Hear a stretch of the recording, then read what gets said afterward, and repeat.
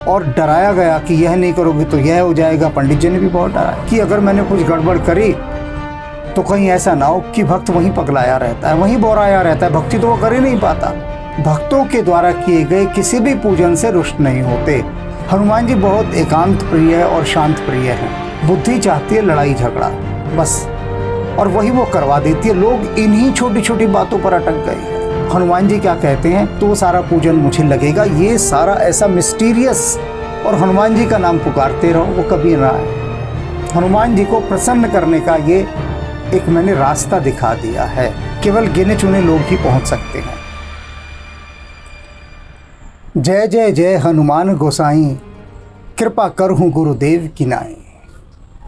अनेक भक्तों की ये इच्छा है, विनती है, निवेदन है, प्रार्थना है कि उन्हें वह मार्ग बताया जाए जिससे कि हनुमान जी प्रसन्न हो सकें। वे हनुमान जी की अनन्य भक्ति करना चाहते हैं, उस पथ पर बढ़ना चाहते हैं जहाँ से हनुमान जी प्रसन्न हों। तो उसकी प्रसन्नता का मार्ग उन्होंने मुझसे पूछा है, और पूछने का कारण है क्योंकि हम किसी भी स्थान का मार्ग उससे अधिक पूछना पसंद करते हैं जो उस गंतव्य तक जा चुका हो, उस लक्ष्य तक। तो जिनकी भावना है, जो ये हृदय की गहराइयों से समझते हैं कि हनुमान जी महाराज स्वयं मुझसे राम कथा लिखवा रहे हैं, उन आध्यात्मिक उपन्यासों के उन अभी तक प्रकाशित 11 खंडों को वे अनेक बार पढ़ चुके हैं। वे जानना चाहते हैं कि हनुमान जी को हम किस प्रकार प्रसन्न करें। तो सबसे पहले तो मैं यह बता दूं कि हनुमान जी को माया ने चारों तरफ से घेर रखा है। एक बहुत बड़ा घेरा है हनुमान जी के चारों तरफ, और भक्त ये सोच रहे होंगे कि माया हनुमान जी को कैसे घेर सकती है। हनुमान जी पर माया तो अपना कोई प्रभाव नहीं डाल सकती। बिल्कुल सही है, बिल्कुल सही सोच रहे हैं, वो समझ रहे हैं। लेकिन इसके साथ साथ एक बात वो यह भी समझें कि जो अति विशिष्ट व्यक्ति होते हैं उनके चारों तरफ सुरक्षा का एक घेरा चलता है, लेकिन वो घेरा उनको हानि पहुंचाने के लिए नहीं होता, बल्कि उनकी सुरक्षा के लिए होता है कि आसपास के जो अनावश्यक असामाजिक तत्व हैं या अनपेक्षित तत्व हैं वे उन तक ना पहुंच पाए, जिसको हम सिक्योरिटी सिस्टम कहते हैं। तो हनुमान जी के चारों तरफ भी एक सिक्योरिटी सिस्टम लगा है, और वो सिक्योरिटी सिस्टम क्या करता है कि वो उन अनावश्यक लोगों को वहाँ तक पहुँचने से रोकता है हनुमान जी के पास तक। हनुमान जी बहुत एकांत प्रिय और शांत प्रिय हैं। वे उस शांत और एकांत और प्रशांत क्षेत्र में बस राम नाम का ध्यान धरते हैं। अब माया किस प्रकार से घेरती है इसे समझ लीजिए। उदाहरण दे रहा हूँ, बहुत बढ़िया उदाहरण है, मज़ेदार और प्रभावशाली और बहुत कुछ सीखने वाला। कुछ वर्ष पहले की बात है, 2 हनुमान भक्त मेरे पास आए, आपस में बातचीत कर रहे थे। तभी एक ने कहा, जी आप हनुमान जयंती पर कुछ कहिए। तो दूसरा कहने लगा कि अरे ये हनुमान जयंती नहीं है, हनुमान जन्मोत्सव है। वो बोला नहीं, हनुमान जयंती है। अगला बोला कि नहीं, हनुमान जन्मोत्सव है। तो उसने पूछा कि फ़र्क क्या है दोनों में। तो कहने लगा कि जयंती उनकी होती है जिनका अब शरीर नहीं रहा, जो मर चुके, उनकी जयंती मनाई जाती है। हनुमान जी तो सदा जीवित हैं, वे तो चिरंजीवी हैं, तो उनकी जयंती कैसे हो सकती है, उनका जन्मोत्सव होगा। बात बढ़ती गई और यहाँ तक बढ़ गई कि दोनों आपस में अपशब्दों के साथ एक तरह से भिड़ गए। हाथापाई तो नहीं हुई, लेकिन शब्दों से हाथापाई बहुत हुई, और दोनों एक दूसरे से नाराज़ होकर चले गए। हनुमान भक्त थे, हनुमान की भक्ति करने आए थे, लेकिन माया ने उनको उलझा दिया एक व्यर्थ के झगड़े में, और इस व्यर्थ के झगड़े में उलझकर उन्होंने अपनी सारी भक्ति को वहीं समाप्त कर दिया, नष्ट कर दिया। तो माया क्या करती है, अनावश्यक चीज़ों में घेर कर भक्ति के तत्व को गिरा देती है। वह नहीं चाहती कि कोई भी हनुमान जी की तरफ जाए, वह नहीं चाहती। जिस तरह से कि पूरे सुरक्षा अधिकारी और एक सिस्टम यह नहीं चाहता कि जो अति विशिष्ट महानुभाव हैं उन तक कोई पहुँचे, केवल गिने चुने लोग ही पहुँच सकते हैं। अब ये जो माया का खेल है ये निरंतर चल रहा है। एक तो यही उसने उलझा दिया, जन्मोत्सव या जयंती। मैंने उन दोनों को समझाया भी। मैंने कहा दोनों शब्दों में कोई अंतर नहीं है, पर्यायवाची हैं। जैसे तुम कहो कि भाई सूरज क्यों बोल रहे हो, सूर्य बोलो, असली शब्द तो सूर्य है। बात भी ठीक है, असली शब्द सूर्य है, लेकिन सूरज में भी तो कोई आपत्ति नहीं। तो वो जयंती और जन्मोत्सव दोनों का झगड़ा यही है। वास्तव में जयंती महापुरुष का जन्मदिवस होता है, उसे जयंती कहते हैं। हमारे और तुम्हारे जन्म को जयंती नहीं कहेंगे। महापुरुष जिस दिन जन्मे, धरती पर अवतरित हुए, उस तिथि को जयंती कहा जाता है। अब इसका बिल्कुल इससे कोई संबंध नहीं कि वे शरीर में हैं या नहीं हैं, कोई संबंध नहीं। जन्मोत्सव का मतलब क्या? जन्म पर मनाया जाने वाला उत्सव। बात समाप्त हो गई। तो जन्मोत्सव से भी इसका कहीं लेना देना नहीं है कि जिस व्यक्ति का जन्मोत्सव हम मना रहे हैं वह जीवित है अथवा नहीं है। तो ये दो शब्द हैं, और वो शब्द सिर्फ इसलिए हैं कि उस व्यक्ति के हम महत्व को दर्शा सकें। लेकिन जो बुद्धिजीवी हैं, अर्थात बुद्धि पर जीने वाले, वो हृदय से हट जाते हैं। बुद्धि चाहती है लड़ाई झगड़ा, बस, और वही वो करवा देती है। लोग इन्हीं छोटी छोटी बातों पर अटक गए हैं, इन्हीं छोटी बातों पर। अब कोई मुझे कहता है कि हनुमान जयंती की बधाई, मैं हाथ जोड़कर स्वीकार करता हूँ। दूसरा कहता है जन्मोत्सव की बधाई, मैं उसको भी हाथ जोड़कर स्वीकार करता हूँ। दोनों ही बातों में प्रसन्न होता हूँ, क्योंकि हनुमान जी ने मुझे बता दिया है, दिखा दिया है कि देखो माया इस तरह से घेरने आएगी। और जब मैं दोनों के आगे हाथ जोड़ देता हूँ तो माया विनीत भाव से वहाँ से चली जाती है। तो ये तो है माया का खेल। अब माया का अगला खेल, माया के जो सिपह सालार हैं, यानी प्रतिनिधि हैं, सिपाही हैं, वे हैं ये पंडित पुजारी। ये बड़े सशक्त माया के जो है ना हथियार हैं। ऐसे मत समझिएगा, दिखते हमें पंडित पुजारी हैं, लेकिन वास्तव में इनको माया ने बिठा रखा है। किस लिए बिठा रखा है? कि तुम भक्तों को ऐसी ऐसी बातों में उलझा दो, ऐसी ऐसी बातों में उलझा दो कि वो वहीं अटक भटक के रह जाएं और वास्तव में वे भक्ति तक पहुंच ही ना पाएं, और परमात्मा की तो बात ही दूर है, भक्ति को भी उपलब्ध ना हो पाएं। अब सभी पंडित पुजारी तो रामकृष्ण परमहंस जैसे नहीं हो सकते ना। सभी क्या, कोई भी नहीं हो सकता। उनके जैसा होना तो अपवाद है। थे वे भी वहाँ के पुजारी, काली मंदिर के, लेकिन वे पुजारी होने के साथ साथ भक्त भी थे। तो पुजारी और भक्त में बड़ा अंतर है। पुजारी कहीं पर काम करता है, वहाँ से उसे वेतन मिलता है, बात समाप्त हो गई। जैसे कोई शिक्षक कहीं पर पढ़ा रहा हो, टीचर, उसे सैलरी मिलती है, शिक्षा देता है, वो शिक्षक कहलाता है, ये पुजारी कहलाता है। इतना ही अर्थ है। तो पुजारी का भक्ति से कोई बहुत अधिक लेना देना नहीं है। सामान्यतः अधिकांश तथा कथित पुजारियों का। एक महिला का संदेश मेरे पास आया, बहुत दुखी थी, बहुत ही दुखी। उसने कहा मैं हनुमान जी की भक्ति कैसे करूं, मैं हनुमान जी का पूजन करना चाहती हूं।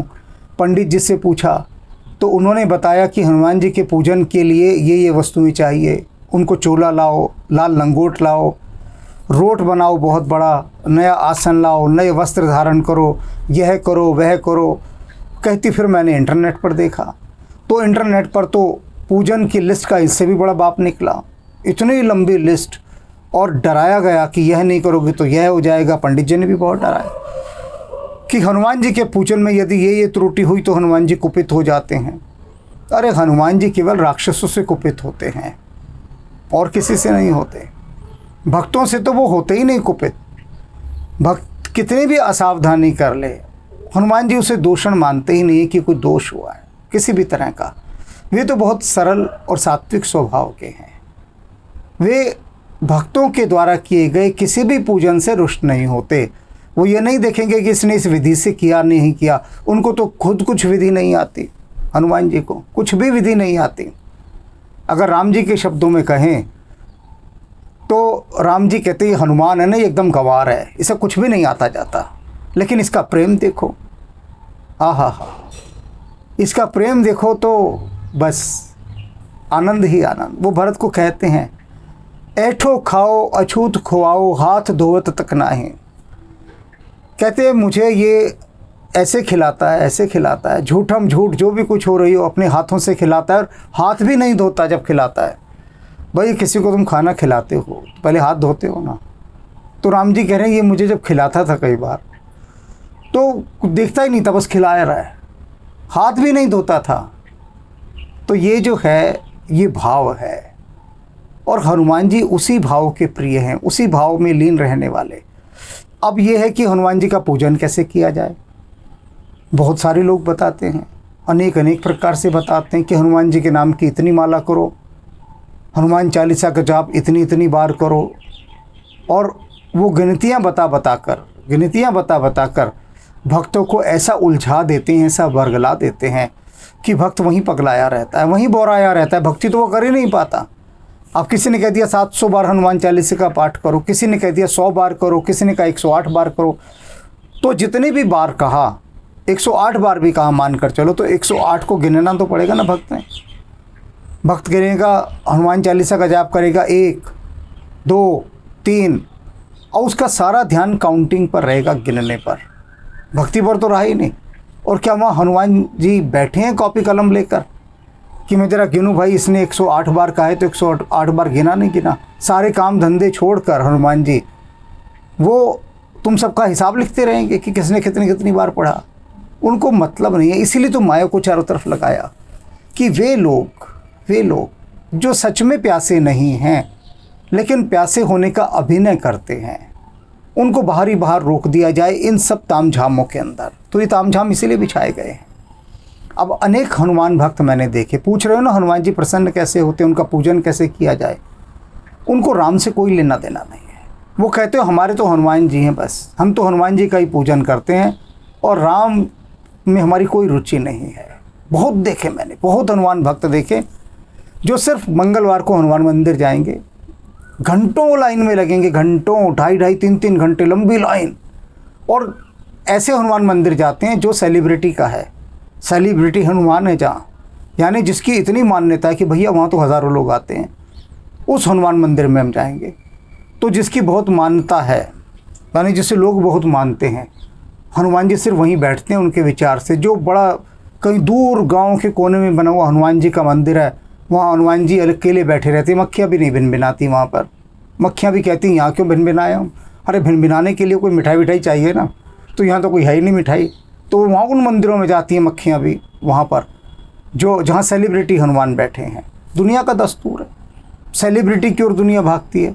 तो हनुमान जी कहते हैं कि मैं तो कहीं दूर बैठा हूँ किसी गाँव के कोने कवाने में, वहाँ आकर कोई मेरे पास 2 घड़ी बैठ जाए, कोई जोत बत्ती इत्यादि करने की ज़रूरत नहीं है। हो जाए तो हो जाए, और हो जाए तो वो हनुमान जी के लिए नहीं हो जाए, अपने लिए हो जाए, अपने मन के आनंद के लिए। कि जो हम अपना धूप दीप इत्यादि ये सब सजाते हैं, क्यों सजाते हैं? कि वैसा परिवेश बने, हमारा मन आनंदित हो, मन को लगे कि भाई देख यहाँ भक्ति करनी है, पूरा माहौल वही है भक्ति का, इधर उधर मत भागना तू। तो अपने मन को टिकाए रखने के लिए हम सब जंजाल बनाते हैं इतना सारा। ये जो हवन इत्यादि ये सब करते हैं, ये जो माला धूप दीप घंटे घड़ियाल ढम ढम ठम ठम ये सब बजाते हैं, किस लिए बजाते हैं? हनुमान जी तो दुखी हैं इन सब चीज़ों से, उनके लिए थोड़ी ना बजाते हैं। ये तो हम अपने मन के लिए बजाते हैं, इस मतवाले और उच्छृंखल मन को ये बता सकें कि ठहर भाई, ढंग से तमीज़ से, देख रहा नहीं है पूजा हो रही है, टिक के बैठ, और कोई बदमाशी नहीं चलेगी तेरी, आराम से बैठ, देख चारों तरफ फूल इत्यादि, माला धूप बत्ती घंटा घड़ियाल सब बज रहा है। तो मन भी थोड़ा डर जाता है, सहम जाता है कि भाई यहाँ बैठना है। अब अच्छे से अच्छा बीड़ी बाजो, सिगरेट बाजो, लेकिन जहाँ पूजा हो रही है वहाँ बैठ के बीड़ी थोड़ी ना सुलगाएगा, कितना ही ग्रामीण क्यों ना हो। अनेक देखे मैंने गंवार, बदतमीज़ किस्म के एकदम, जिनको अगर कह दो वो बीड़ी पी रहे हैं तो छूटते बोलेंगे तेरे बाप की ज़मीन है क्या, पीऊँगा मैं तो, कर लेके करेगा। अब ऐसा उज्जड आदमी भी अगर पूजा में बैठा हो, वहाँ वो बीड़ी नहीं पिएगा, चाहे कितनी तलब लग रही हो, वहाँ नहीं पिएगा, उठ के चला जाएगा। क्यों नहीं पिएगा भाई वहाँ? क्योंकि वहाँ जो उसका वो उज्जड मन है, ऊत मन है, वो वहाँ पर बिल्कुल बैठा है शांत, क्योंकि पूजा का सारी तरफ माहौल दिखाई दे रहा है, देख रहा है वो कि चारों तरफ पूजा का माहौल है। तो मन डर जाता है कि अगर मैंने कुछ गड़बड़ करी तो कहीं ऐसा ना हो कि हनुमान जी नाराज़ हो जाएं। तो मन भी वहाँ डरता है। तो मन को बांधने के उपाय हैं ये हनुमान जी का इस सारे आयोजन से कि लाल लंगोट पहनाओ, चोला उड़ाओ, रोट खिलाओ। अरे हनुमान जी को इनसे कोई लेना देना नहीं, ये तो मैं बता रहा हूँ ना, उनसे हुई बातचीत के बाद माध्यम से आधार पर। लोग पूछते हैं आपकी हनुमान जी के साथ क्या क्या बातचीत हुई। तो दिव्य ज्योति है एक बच्ची, उसने एक चित्र बनाया AI से और मुझे भेजा कि आप और हनुमान जी दोनों बातचीत कर रहे हैं। तो मैं लोगों को वो भेज देता हूँ चित्र, और उसके नीचे लिख देता हूँ कि ये दुनिया वाले पूछेंगे मुलाकात हुई क्या बात हुई, ये बात किसी से ना कहना, ये बात किसी से ना कहना। मैंने कहा हनुमान जी ने यही कहा है। पूछेंगे दुनिया वाले कि आपकी मुलाकात हुई, बात हुई, क्या बात हुई, लेकिन ये बात किसी से ना कहना कि मेरे और तुम्हारे बीच जो बात हुई। लेकिन मैं फिर भी थोड़ी थोड़ी उस बात की झलकियाँ दे देता हूँ। तो ये एक झलकी है कि जो हनुमान भक्त केवल हनुमान में ही डूबे रहते हैं, समझ लो कि हनुमान जी से पत्ता कट गया, हनुमान जी देखते तक नहीं उनकी तरफ, तो फिर किसकी तरफ देखते हैं। स्वयं हनुमान जी कहते हैं यत्र यत्र श्री रघुनाथ कीर्तनम तत्र तत्र कृतमस्तकांजलि, कि जहाँ जहाँ रघुनाथ जी का कीर्तन होता है, रघुनाथ जी की कथा होती है, वहाँ वहाँ हनुमान जी पहुँच जाते हैं, हाथ जोड़कर बैठ जाते हैं, मस्तक पर हाथ लग देते हैं, उनकी आंखों से अश्रु की धारा बहने लगती है। ये हनुमान जी के प्रसन्न होने का सीक्रेट है। और मुझसे क्यों प्रसन्न है हनुमान जी?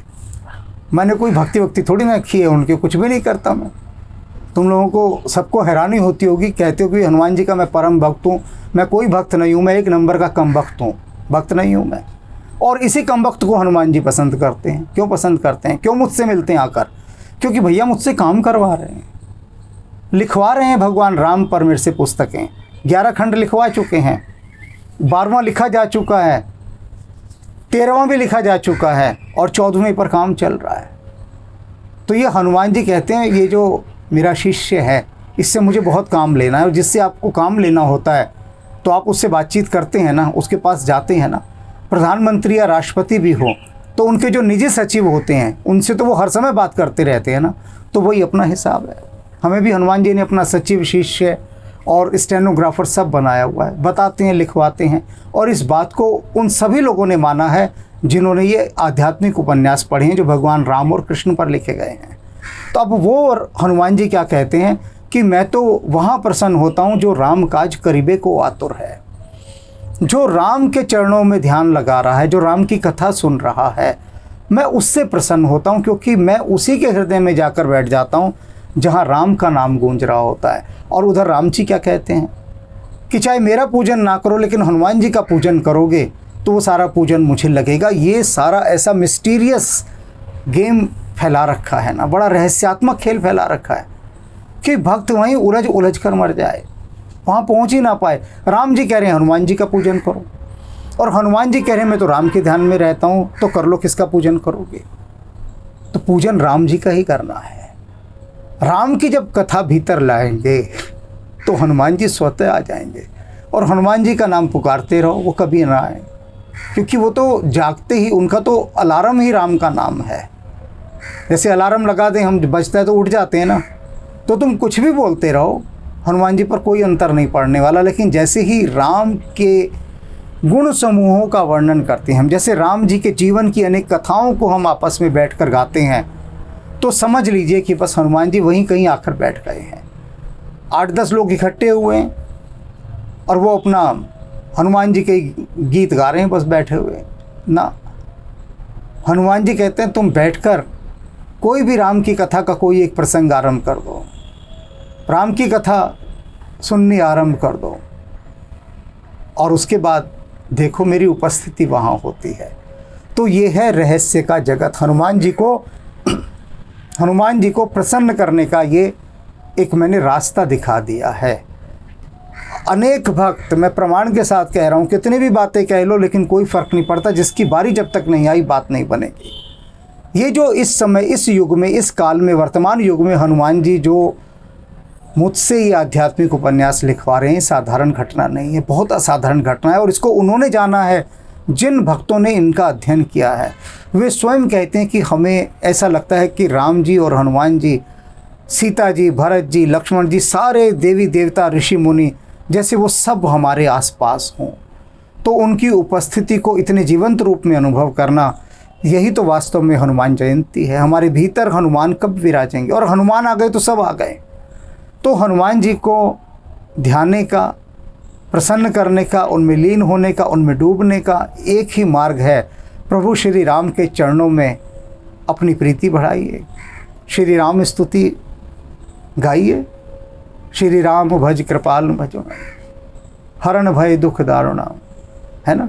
श्री रामचंद्र कृपालु भज मन हरण भव भय दारुणम।